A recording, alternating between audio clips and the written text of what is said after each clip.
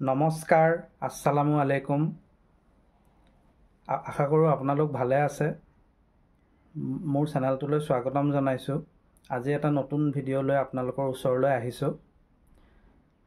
আপোনালোকে এটা কথা গম পায় নে নাপায় নাজানো, শেহতীয়াকৈ ভাৰতৰ আগশাৰীৰ ৰাষ্ট্ৰীয় পৰ্যায়ৰ সংবাদ প্ৰতিষ্ঠান ইণ্ডিয়া টুডে এটা ছাৰ্ভে বা সমীক্ষা প্ৰস্তুত কৰিছিল। যিটো সমীক্ষাৰ তথ্য আপোনালোকে যদি গম পায় তেতিয়া আপোনালোকৰ হয়তো শুনি আচৰিত হ'ব বা আপোনালোকৰ মনত এটা নতুন আশাৰ সঞ্চাৰ হ'ব। যোৱা সোমবাৰে প্ৰকাশিত ইণ্ডিয়া টুডেৰ সমীক্ষাৰ তথ্য অনুসৰি অসমত শাসনাধিষ্ঠ বিজেপি, অগপ আৰু UPPLৰ মিত্ৰজোঁটৰ চৰকাৰখনৰ বিৰুদ্ধে প্ৰতিষ্ঠান বিৰোধী ঢৌ তুংগত উঠিছে। বিজেপি চৰকাৰে 2016 চনত অসমত ক্ষমতা দখল কৰিছিল আৰু 2026ত বিজেপি চৰকাৰে সম্পূৰ্ণ 10 বছৰ তেওঁলোকৰ হ'ব। সেই সূত্ৰে নিৰ্বাচনো আহি আছে। গতিকে নিৰ্বাচনৰ প্ৰাকক্ষণত ইণ্ডিয়া টুডেৰ যি সমীক্ষা, সেই সমীক্ষাৰ তথ্যমতে প্ৰায় 36% মানুহে বিজেপি চৰকাৰৰ বিৰুদ্ধে অনাস্থাৰ প্ৰস্তাৱ দিছে। অৰ্থাৎ প্ৰায় 36% মানুহে বিজেপি চৰকাৰ আহিব নালাগে বুলি বা তেওঁলোকে বিজেপি চৰকাৰ পুনৰ নিৰ্বাচিত হোৱাটো নিবিচাৰে বুলি তথ্যই প্ৰকাশ কৰিছে। ইণ্ডিয়া টুডে অসমৰ প্ৰায় 10,000 লোকৰ সৈতে এই সমীক্ষা চলাইছিলে। তেওঁলোকে ফোনযোগে 10,000 লোকক সুধিছিল বিজেপি চৰকাৰ কেনেকুৱা পাইছে, তেওঁলোকৰ বিৰুদ্ধে কিবা অভিযোগ আছে নেকি। তেতিয়া 36% লোকে বিজেপি চৰকাৰ অহা বছৰ নিৰ্বাচনত জয়লাভ কৰাটো তেওঁলোকে নিবিচাৰে। ঠিক তেনেকৈ আৰু এটা তথ্য আপোনালোকক দিব বিচাৰিছোঁ, যিটোত আপোনালোক হয়তো আচৰিত হ'ব যে মুখ্যমন্ত্ৰীৰ দৌৰত হিমন্ত বিশ্ব শৰ্মাৰ প্ৰবল প্ৰতিদ্বন্দ্বী হিচাপে থিয় দিছে প্ৰদেশ কংগ্ৰেছৰ নৱনিৰ্বাচিত সভাপতি তথা সাংসদ গৌৰৱ গগৈ।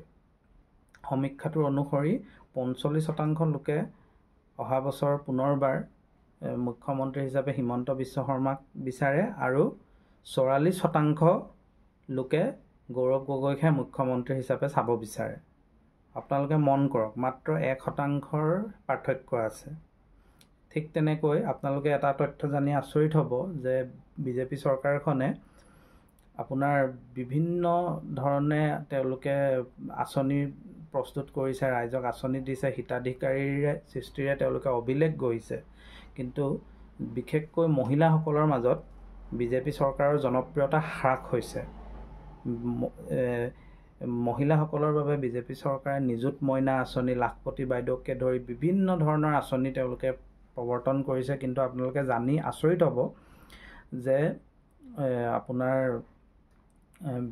মহিলাসকলৰ এই 10,000 যিসকল লোকৰ ছাৰ্ভেটো চলাইছিলে ইণ্ডিয়া টুডে, তাৰ ভিতৰত মহিলাসকলৰ শতাংশ যদি আপোনালোকে চায় তেন্তে দেখিব যে 44% মহিলাই গৌৰৱ গগৈক মুখ্যমন্ত্ৰী হিচাপে বিচাৰে আৰু 41%হে হিমন্ত বিশ্ব শৰ্মাক মুখ্যমন্ত্ৰী হিচাপে বিচাৰে। গতিকে এইটো এটা খুব আকৰ্ষণীয় বা ইণ্টাৰেষ্টিং ফেক্ট মই আপোনালোকক জনাইছোঁ যে মহিলাসকলৰ মাজত ক্ৰমান্বয়ে গৌৰৱ গগৈৰ জনপ্ৰিয়তা বৃদ্ধি হৈছে।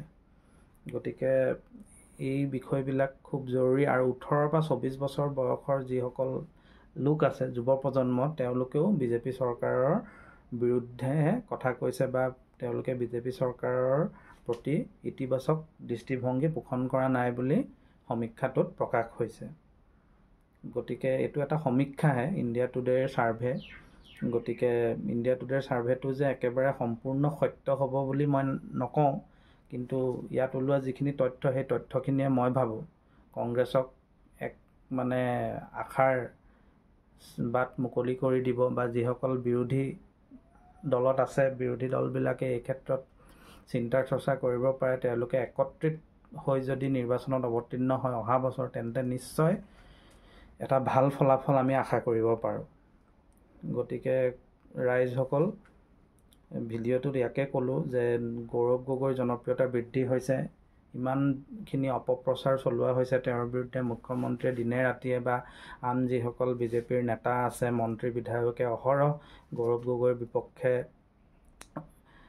বিভিন্ন ধৰণৰ কথা কৈছে, কটুক্তি কৰিছে, নেতিবাচক মন্তব্য কৰিছে, কিন্তু তাৰপিছতো গৌৰৱ গগৈ ইমানখিনি আগবাঢ়ি যোৱাটো খুব এটা মানে গুৰুত্বপূৰ্ণ খবৰ, বা যিসকলে গৌৰৱ গগৈক ভাল পায় তেওঁলোকৰ বাবেও এটা ইতিবাচক খবৰ বুলিয়ে মই ক'ম।